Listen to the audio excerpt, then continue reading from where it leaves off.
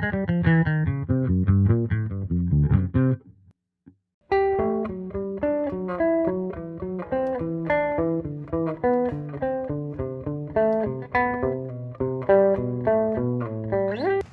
I'm Barry Sahazian. Today's video is about bass lines in the Charlie Parker style. I'm doing this because I got a request from one of my subscribers and they said, could you go over some transcriptions of Bebop? I'm going to take a couple of Charlie Parker tunes and pick out a measure or two of how he approaches his solo lines and teach you to use it as opposed to looking at 32 measures of solo which will make you dizzy. I like to see that you get some use out of it. I'm going to start with Scrapple from the Apple. I'm going to take part of the melody because Charlie Parker's melodies are like solos pretty much. So on the third measure, I figured that was a good place to start. There's a great lick that you can use and emulate from, and it's... The line looks like this. It's in a G minor 7 shape, but it starts on the minor third to the flat 7. That would be the first two beats. Then a triplet kicks in. All that is playing the G minor triad from the 5th with a triplet. And from here, the line moves in fourths. 3 notes, A, D, G. And how they relate to the G minor chord would be the 9, 5, and then the root. And then lastly in that measure, it goes to a flat 5. Which is very dissonant, and you could look at it as a passing tone going to C for the C7 of the next chord.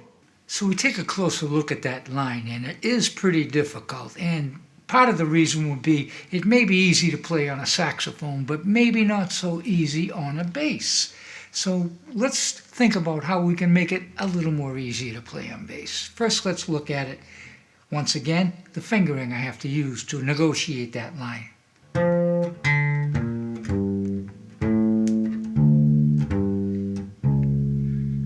You can see I have to stretch out, and to play those fourths is difficult. I could relocate it in another position and play it like this, which would make it easier.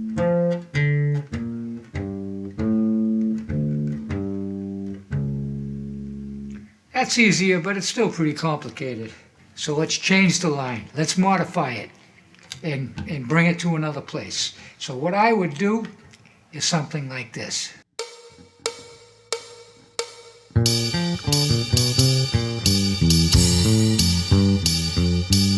Next, we're going to be looking at a bebop scale, and the bebop scale I'm talking about occurs in Donna Lee first measure.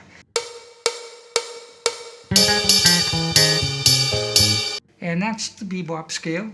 Bebop scale has one extra note. In this case, it's between the 6 and the 5. I'll play it slowly for you. The first beat is a triplet. 2 and. Next note is a 4th, which is not a chord tone, which resolves down to the 3rd. Let's talk about the fingering and how we are going out of position here. We have to do something with the bebop scale because it goes out of position for the most part in most of the options. So I like this one.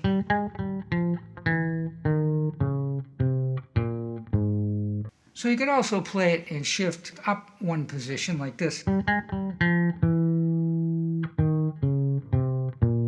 So you're shifting up just to grab that one tone, the extra tone that makes this a bebop line.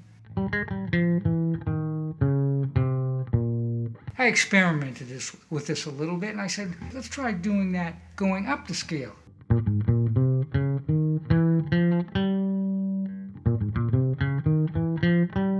So we just turned it upside down. Charlie probably already knew that, but he didn't put it in the song, so this is extra. I have to tell you, I enjoy playing jazz more than any other type of music that I play with bass, although I can't deny that I do like slap and tap and grooves and funk. I am also so pleased to see that so many people are embracing jazz. When I first started doing YouTube, it was sort of stay away from it because it holds no interest and you'll get nowhere. But I think what has happened is that all the other styles are saturated. Slap, tap, funk, everything. It's overwhelmed with the amount of material there. but jazz not so much for a bass. Most of my experience came within jazz or variations of jazz, R&B and things like that. I am very happy to see that people are embracing it. Having said that, if you can help me out, subscribe, hit the bell to be notified of new videos yet to come. Like, comment, tell me what you think. Tell me what you want to hear and learn. Give me your thoughts on jazz. Until next time.